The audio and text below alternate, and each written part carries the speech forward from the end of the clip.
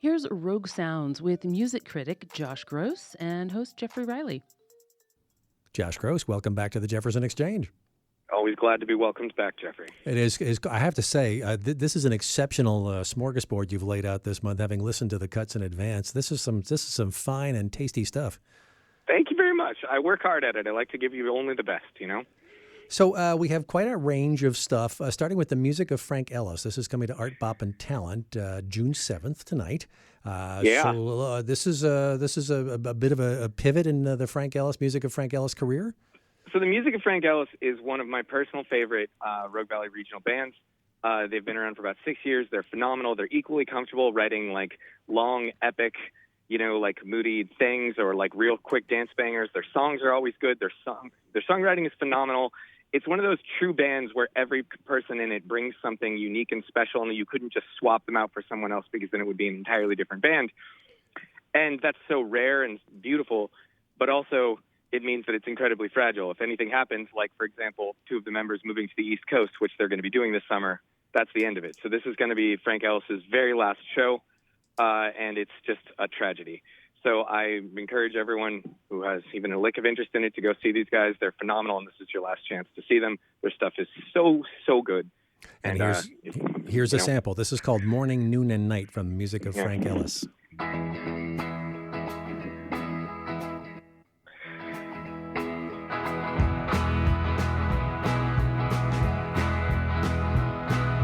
The winter rains are leaving soon, and so I sing a springing tune. I love you, and I know that you love me. And every day I spend with you, I learn to love this world anew. How lovely to share this life with you.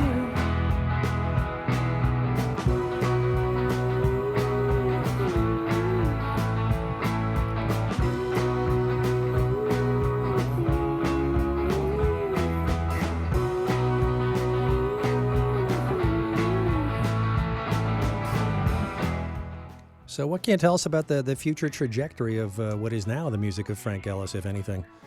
It's such an odd time for music because, no one has to be in the same place the way they used to.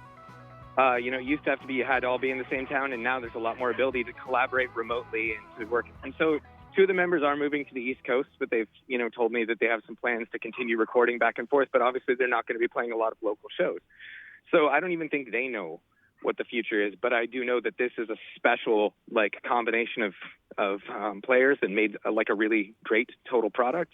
And I think that they know that too, and they want to try to hold on to that in whatever way they can. But I mean, obviously it's more challenging when you put 3,000 miles between you. No doubt. Yeah, that's the music of Frank Ellis coming to Art, Bop, and Talent tonight, June 7th. Josh Gross is here to talk about it in another edition of Rogue Sounds here on the Jefferson Exchange. Up next, coming tomorrow, June 8th at Britt Festival in Jacksonville, Glitterfox. Yeah. All right, so let's hear Highway Forever from Glitterfox.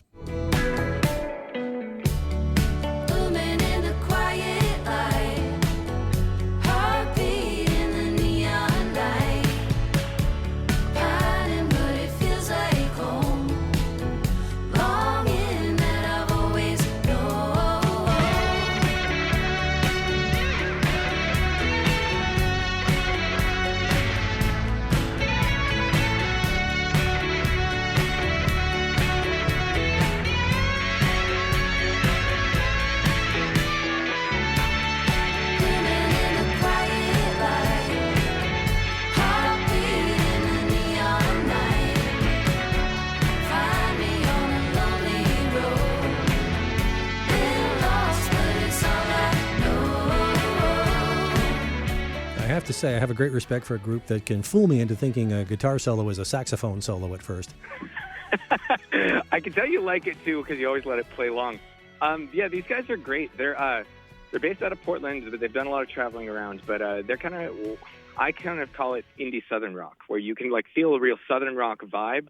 There's a lot of the songs that sort of evoke that atmosphere. A lot of stuff about sort of being on the road life. So that lens, but with a lot of the sonic palette that was sort of developed during indie rock, including some interesting experimental guitar work, like making a guitar solo sound like a saxophone through various effects and things like that. These guys are on the Kill Rock Stars label out of Olympia, which is known for sort of really finding innovative stuff that sort of like becomes really influential. And these guys, it's like I think they've been through town one or two times before, but it's like they came once and did a small show, and then they did a bigger show, and now they're doing the Britt. And it's like you see that, like, oh yeah, there's a reason they're kind of on the ascendancy, and it's because it's so good. It is, yeah, and I always find myself wondering with these first two bands anyway about how many people make these sounds because they're quite layered in there. It's a really interesting time because their technology is more available now to sort of like broaden the palette. And, some groups do play with backing tracks, but some just do it live through the use of, effects and, keyboards and this and that. It's like there's more technology available, but to make the sound bigger than ever before, but there's also no replacement for like a group of people on stage playing together in unison because, you get it down to, you could probably do most things with only two people and some backing tracks, but then it looks a little bit like karaoke. And what really brings, makes something like seem magical on stage is that like group of people working together in harmony to create something. And, so you don't want to be too reliant on technology because, you lose that human element. Mm-hmm.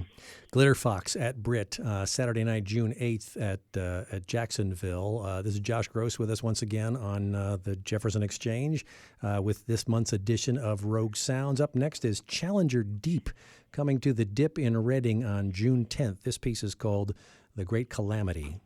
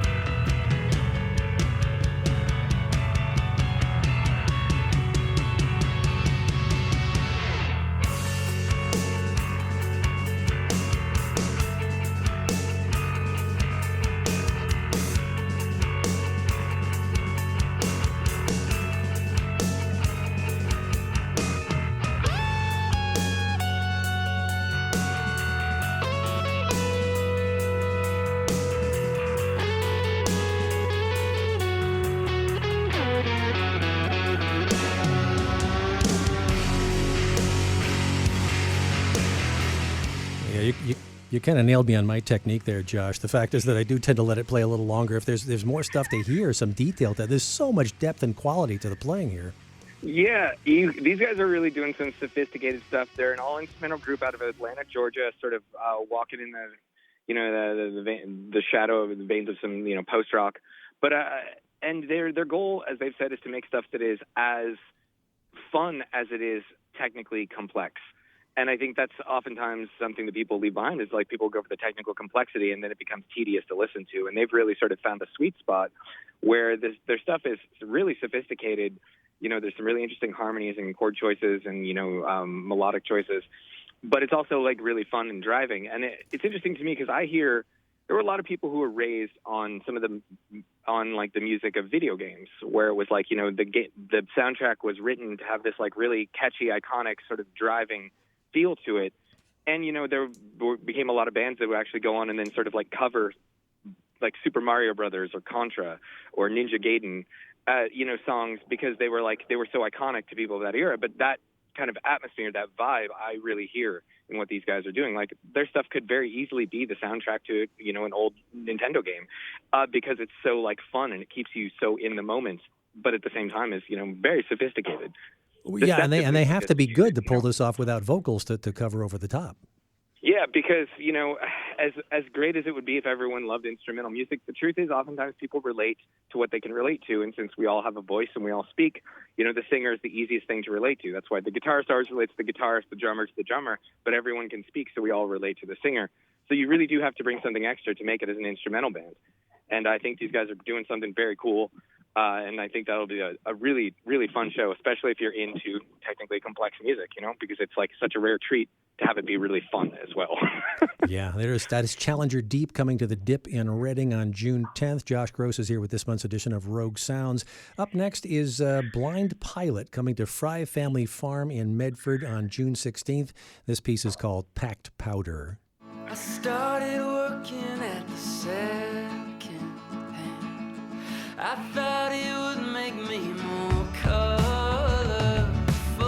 I saw the world as a stick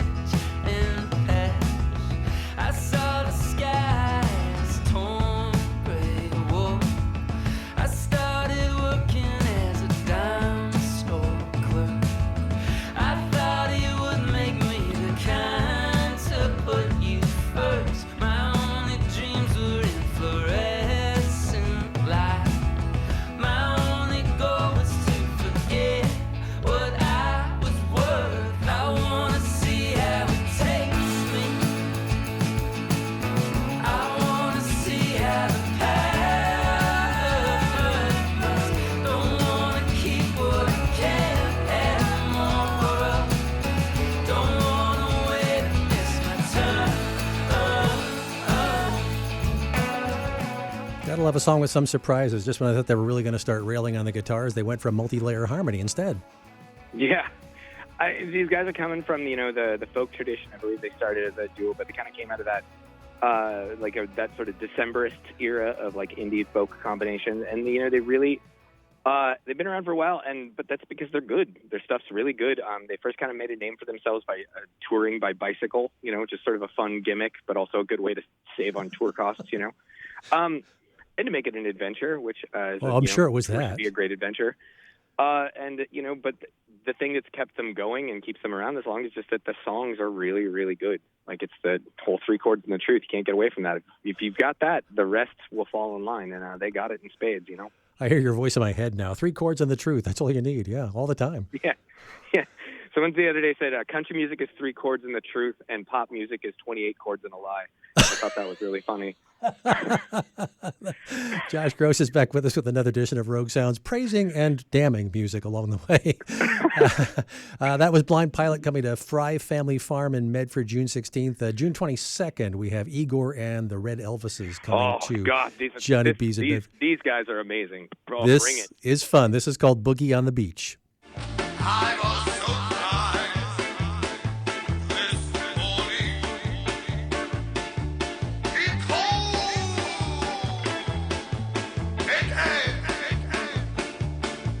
And he said, why don't we do some boogie boogie? Boogie boogie on the beach. Why don't we do some boogie boogie?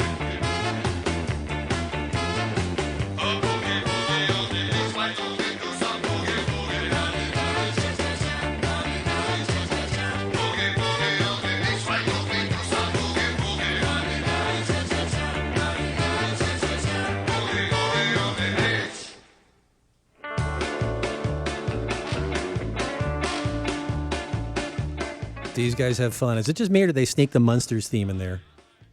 They probably do. Igor, the main guy from the Red Elvises, I believe Ukrainian. He's just someone who grew up obsessed with rock and roll and, American rock and roll, so moved to America. And then, but it always kept that Russian influence, that sort of ex-Soviet bloc. And, the whole band was various people who were from ex-Soviet bloc countries, Russia, Ukraine, that whole area. And they do, kind of like classic rockabilly rock and roll, but through an extremely Russian, Ukrainian, Eastern European lens, including elements of, Eastern European folk music, different sort of scale approaches to soloing. They play a giant balalaika instead of a bass guitar. And they have this sort of like cartoonish presence where they understand that this is like a kind of a costume they're putting on. I mean, when they say Red Elvis, it's like they're doing like communist Elvis. Where it almost have like this would be the knockoff version that they would have grown up with in the USSR. And and it's fun, it's silly, but also, oh boy, can these guys play.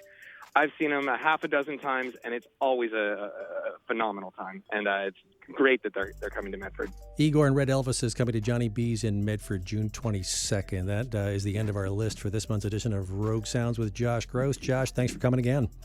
Always glad to be here, Jeffrey.